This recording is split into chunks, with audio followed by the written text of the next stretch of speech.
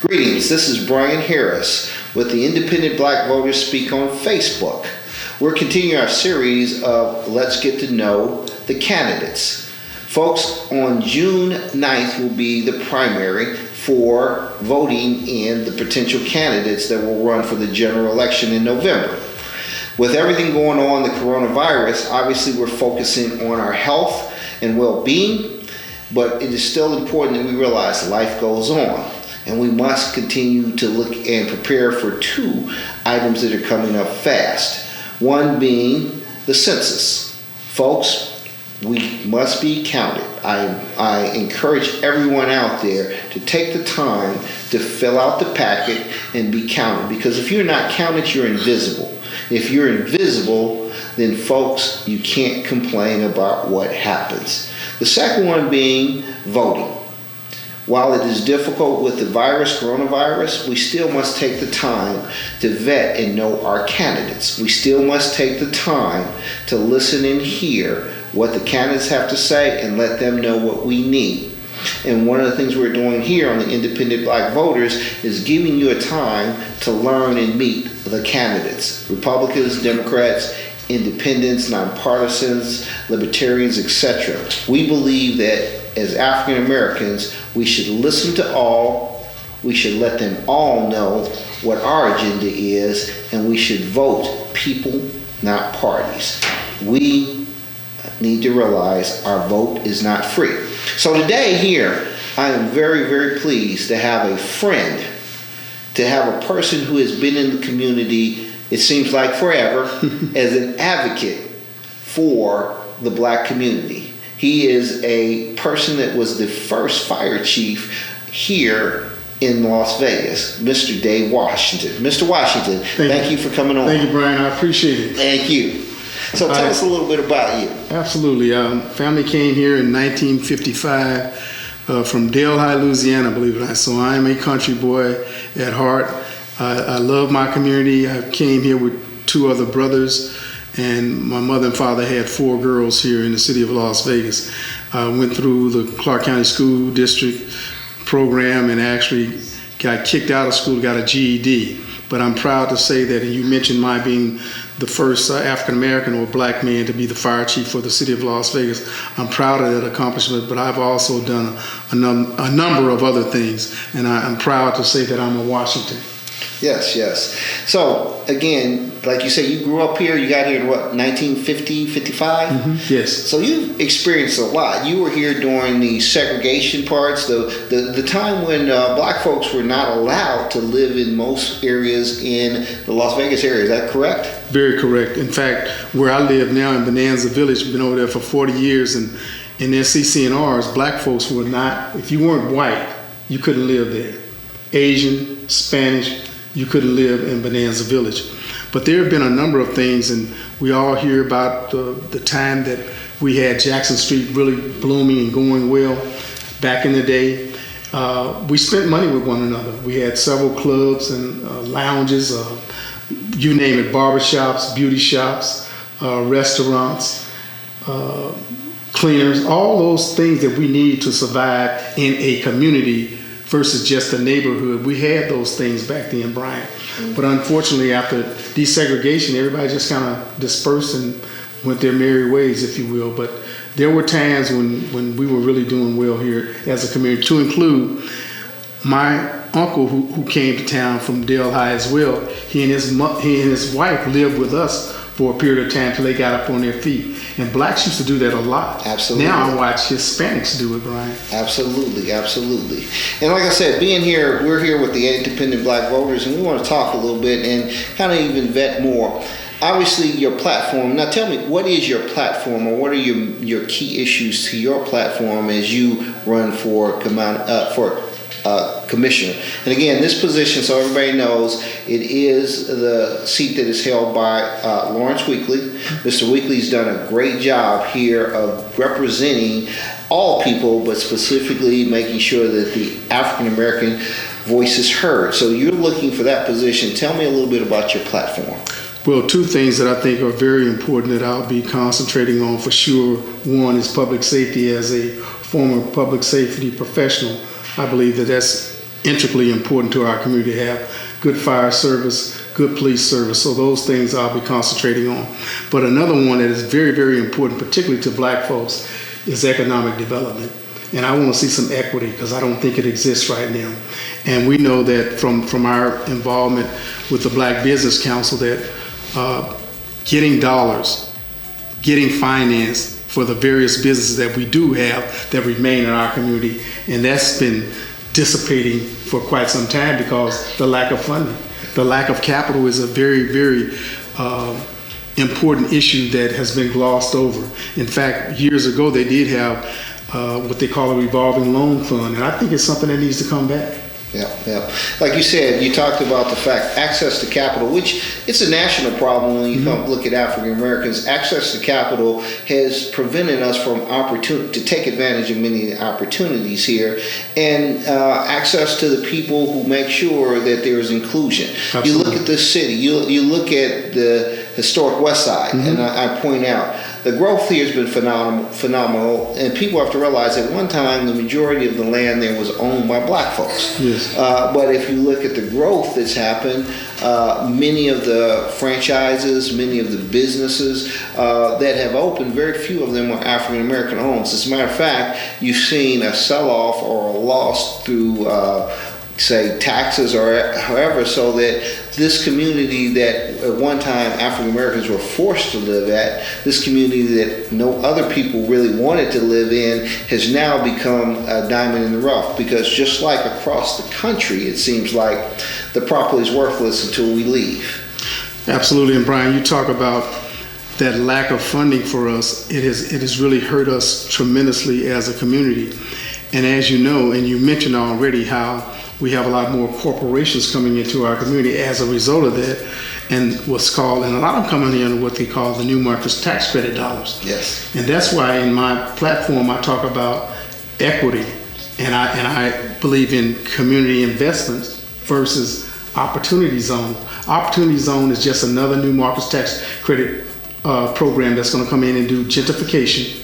Our folks will get moved out. They will come in and build bigger projects. We can't afford it because of tax, and we're going to get ran out again. And it's happening not just here in Las Vegas, but throughout this country. Absolutely. And I think it's by design. So your point is well taken, and I can go back to what was called the Golden West Shopping Center.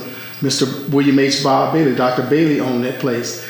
John Edmond put together a group. Then they bought the place and called it Nucleus Plaza. Yep. Since that time, John sold out, him and his partners, and he has now developed Edmond Town Center. And I believe it's prudent for us as black folks to not only come into this community, go to church, and go back, but we should invest and spend our dollars with black businesses. Okay, great. Now, again, the county commissioner. Now, again, I want to give a hats off to Commissioner Weekly, because he at least gave us a voice in which is one of the most powerful positions here in Las Vegas. Tell me, as you come in, what you bring to the table. Tell me a little bit of why you think that you may be the candidate of choice. And tell me a little bit about this nonpartisan thing and why you chose to run as nonpartisan.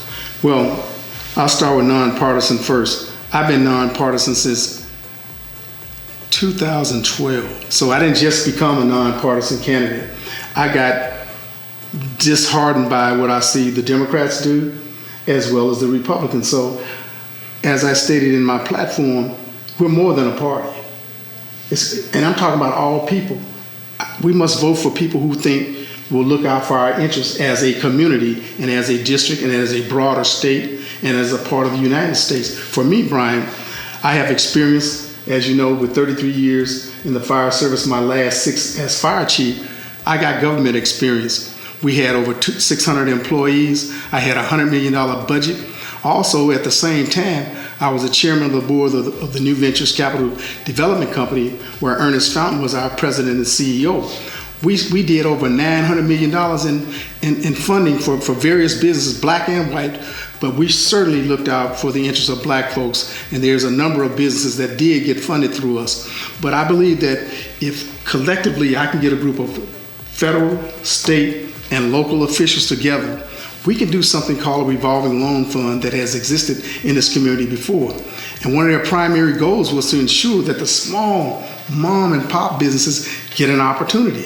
Because as it currently stands, I am a firm believer, Brian, that new markets tax credit dollars and those what they call opportunity zones getting ready to come in, it's just going to dilute our community, and all of the big folks are going to get all the opportunity, and very little will trickle down. There'll be no trickle down for the small businesses, particularly black ones. And obviously in the position of commissioner, you give us a voice. You give us the ability to come in and make sure that the community interests are put ahead of, say, the big business interests. Yeah, I can tell you another thing that concerns me, and I know you've been on this bandwagon as well. We both have been before the station, the Raider Stadium Authority, as well as the Benefits Committee, and I'm telling you, the problem with this is we have been put into this minority bag, and there's nothing, I don't have any disrespect or discredit or discrimination against the other minorities, but Brian, if we don't start talking about what we can do and what we should do for black folks, we will continue to get left. And back to the Stadium Authority and the Benefits Committee, they tell us that they're at 62 to 68% minorities. Why can't you tell us, and I was there when they hired the woman to break down and take care of these stats. They won't tell us. They only say 62 to 68% minority. That means nothing to me, because I'm almost assured through people that I know that work out there that there's not a lot of black folks. And this is a public-private partnership. That's what concerns me most, is they should be answering to us. And as a commissioner, I will be asking that question. Absolutely. Because again, this is a critical point, because again, people don't want to look at it, but Commissioner Weekly is the only African American or black person that is a commissioner. A commissioner, for those who don't know, is simply a person who's basically running a small city. Mm-hmm. And he has a big voice in the Clark County area in the aspects of what happens. We must have people that have our interest at heart. We must have people willing to fight for equity of opportunity, for equity of opportunity, equity of education, equity of just everything that's going on in the city. And being 13% roughly of the city, we need to have somebody that's in here who's going to fight to make sure that we as African Americans or blacks or whatever you want to call yourself get our fair share of what's going on from the city. Absolutely. And you mentioned Commissioner Weekly, and I'd be remiss if I didn't say that I've appreciated the work that he's done. I've worked with him closely on some projects, and I can tell you that he believes in his community. There's no doubt about that. And I know he gets a lot of criticism, but anybody who sits in these seats, you better come with a thick skin, because Absolutely. People will attack you for various reasons, and not everyone will agree with the positions that you take as you sit there and vote on items that are important. But I can tell you this, and this is one of the things that some people took offense to me on, as I talked about ensuring that we hire more black firefighters. Some people take offense to that, but I'm like, we make up a certain, as you mentioned, 12, 13% of this population. Those government jobs, for sure, they should reflect minimally their communities. And I feel the same way about business opportunities. If you sit there and all these dollars come down, and I go back to what you mentioned in your entry, you talked about the census and how important it is for us. Well, if we're going to be counted, doggone it, Brian, we want some of that money to come down to our communities, because otherwise, that's why some people might, why should I vote? My vote don't count. Why should I sign up and give us all this information to the census people? It's important that we do, y'all. And I echo the sentiments of this man, my friend Brian, because I'm telling you, it's going to be important for those dollars to come down to us. And if we don't sign up, we don't give them the information, we'll get less money, and there'll be less for us to go and try to go after. And I'm not talking about, sometimes you have to go on the attack. And that's just the nature of life. Nobody gives up the power that they have without you coming after them. And that's just the real. That's just the real. So yeah, Brian, I would be willing to, and I've always done it. And I'm not a part-time activist. I've been an activist most of my adult life. And everything that I've done in that activism had absolutely nothing to do with the fire department. I can give you a litany of organizations that I've been involved with that have the community at heart, and many times it's been the black community. Not always, because I've done things for other communities too, but we're talking about why you should consider me as a candidate for this position and vote for me as a black man, and what am I going to do to look out for the interests of the people that Brian represents with the black independent voters. I can tell you why, because I've been a stand-up guy most of my adult life as it relates to our people. Just ask people around the community. Ask them about me. I don't back down because I think it's important. I sit on the current Metropolitan Police Department's Multicultural Committee. Me and several other folks have spoken to them about different issues that we thought that was negative to our community, and I'm not going to sit on a committee and just say that I'm there, and I'm not going to represent my people. So I appreciate those questions that you've asked me, Brian.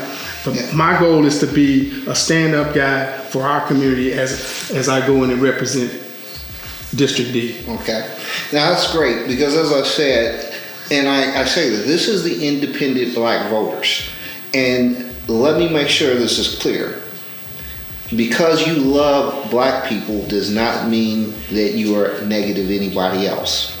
We have to realize that we have to focus and talk directly about issues in our community, because many times, if the tide rises for the black community, it rises for every community.